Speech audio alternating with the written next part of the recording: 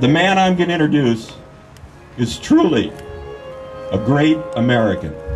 He cares about each and every person in this district, and he will look out. And I shouldn't speak for John, but I think John recognizes the rich can take care of themselves. They've had the Lee Terrys to do it. It's time that somebody represents the rest of us. Ladies and gentlemen, your next Congressman, John Ewing. How are you? Come on, let's get a little more excited than that. How are you today? I want to make sure I let you know how much I appreciate you being out here today. And I just want you to take note. I think as I started speaking, the sun came out a little brighter. Because I believe that we have a bright future ahead of us here in the 2nd Congressional District. I believe we have a bright future ahead of us as a country. But that can only happen is if we elect the right people. We cannot afford, as Vince stated, having 4 more years of Bush on steroids. We cannot afford another $5 trillion of tax cuts for the wealthiest and $2,000 a year in increased taxes for the middle class. That's what they're running on, and that's what Lee Terry is supporting. I'm working and fighting hard every day for each one of you so that you can have a great life in this country, so that you and your children and your grandchildren can have a great future. That's what this election is about. This is probably the most important election in the lives of most of the people standing here. Amen.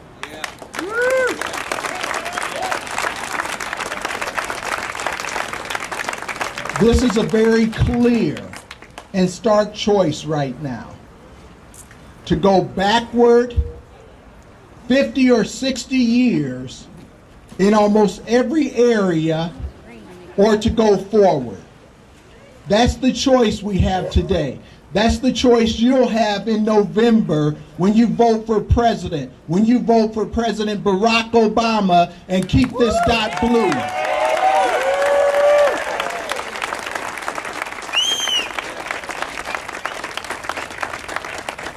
That's the choice you'll have when you decide if you're going to have someone who will work with the president or who will vote against him 97% of the time. That's the choice you have in November.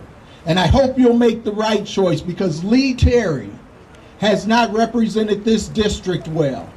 All you have to do is begin to look and think about, well, before I even say it, how many of you have cell phones here today? Hold them up for me. If you have your cell phone, hold it up. If Lee Terry had had his way, you would be receiving robocalls. Hold them up a little bit so we can get some pictures of it. Hold it up. But I want you to think about this. If Lee Terry had been able to get the legislation passed that he wanted, you would be getting robocalls to your cell phones. Not because it's a good thing for you, but because it's a good thing for the telecommunications industry, who has given him thousands of dollars for his re-election campaign. If you think about Lee Terry, I want you to think about the pledges that he's made to you. Vince talked about one. I want you to think about another pledge he made as well. He pledged to the people of this district in 2010 that he would not vote to privatize Medicare. And he's done that twice when voting for the Paul Ryan budget. He also has promised you, like Vince pointed out, that he would only run for 2 or 3 terms. Lee Terry has not kept his promises to the people of this district. He has not worked hard for Offutt Air Force Base. How many missions have we lost at Offutt Air Force Base because Lee Terry would not fight for Offutt and make sure we had the opportunity to have those missions here in this district when it was in this 2nd Congressional District, even though we won by their criteria. at least a couple of those missions, Offutt was number one. Sorry to interrupt you, John. If you are parked alongside the building, the police need you to move your car right now. Like right now, you are parked in a fire lane. I'm sorry, John. And as a former police officer, I don't want you to get towed away. So please move.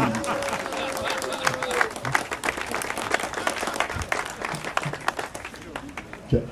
So I want you to think about the promises that Lee Terry has broken with Offutt Air Force Base to our veterans. I want you to think about Veterans Hospital and the fact that it keeps falling down the list because Lee Terry's not advocating for our veterans. I have never been so ashamed of a congressman than to hear somebody talk about a zombie fence when you're talking about our veterans and laughing about it with his staff.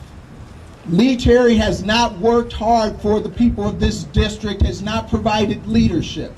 I will work hard for you every day to make sure that we are fighting for the people of this district and fighting for the middle class of this country, because when America has a strong middle class, then America is the greatest nation on the face of this planet and in history. We have got to make sure our middle class is not shrinking. Right now,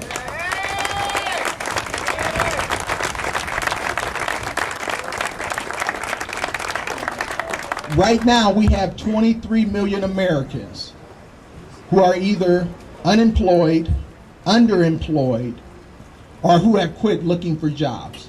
They've given up hope. Is that the America we want?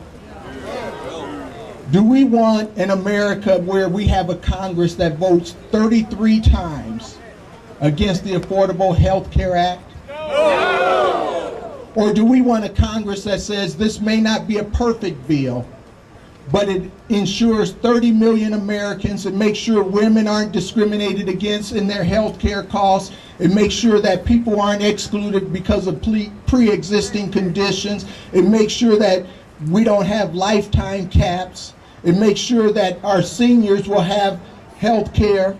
Is that the kind of bill we want? Yes!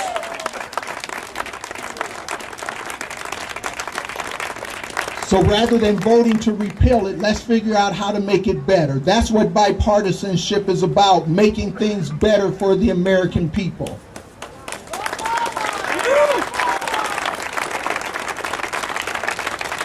What we need to be looking at is how do we get those Americans back to work? The president presented a jobs bill, and it has not had one vote in the House yet. Even if you don't agree with that bill, you should be working on a jobs bill. That should be priority number one for our Congress, and they have failed us. Lee Terry has failed us because he has not exercised the leadership necessary to make his caucus focus on getting Americans back to work. And we need to have Americans back at work, because America works best when Americans are working.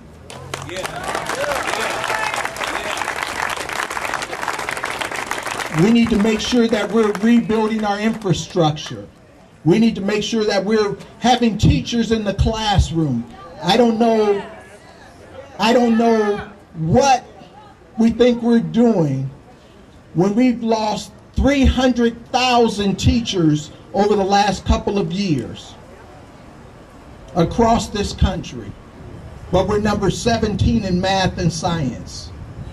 I think they're going about it the wrong way. We need to be figuring out how to educate our young people and make sure they have access to a world-class education so that they can compete for the jobs of today and the jobs of tomorrow. Because at the end of the day, number 17 is not good enough. If Bo Pelini was number 17 consistently as the Nebraska football coach, we wouldn't be saying, way to go, Bo. We'd be saying, Bo's got to go. So why would we accept that in education? Why would we accept less than the best?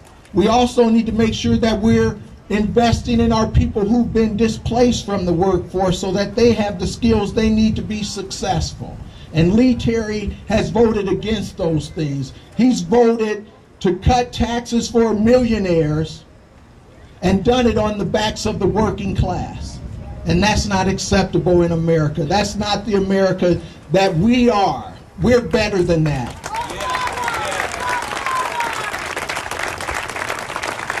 I believe we're in this together. And what I'd like to do just very quickly is share a little story with you. I have a great friend who had a heart transplant about a year ago.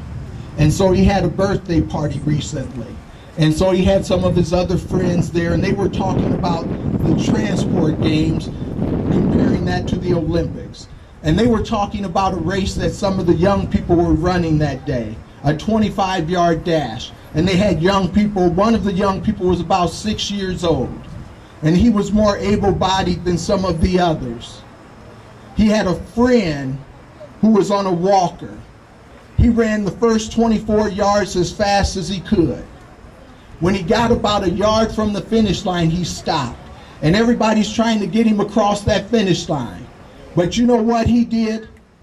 He waited for his friend so they could cross the finish line together. And that's what we should understand. That young 6-year-old understood this, that we are in this together.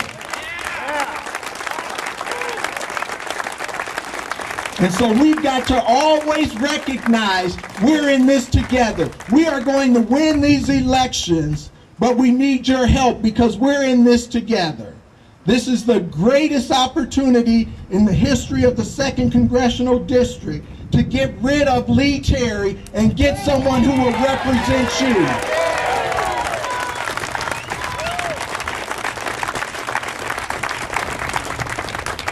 I've served this community for over 30 years. I've given you my heart and soul because I care about you, because I care about the people of this district. And I pledge to you that if you will work as hard as I'm willing to work for you, that we will win this election. Even right now, today, we are closer to Lee Terry than any campaign has been at this stage since he's been in office.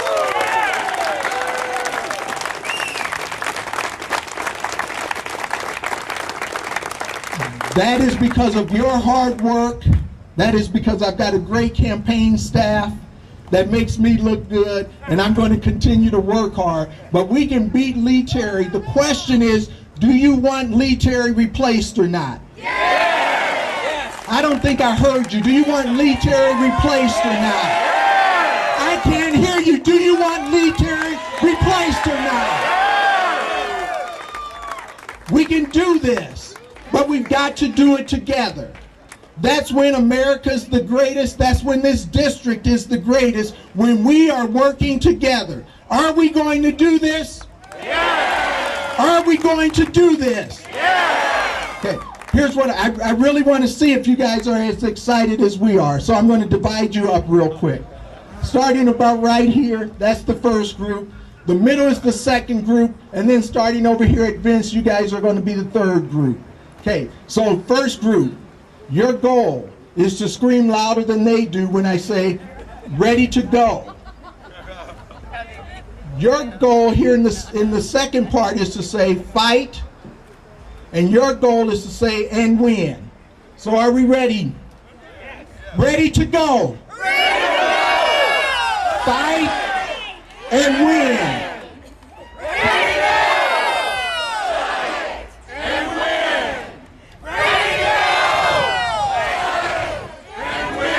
Let's get this done. God bless you.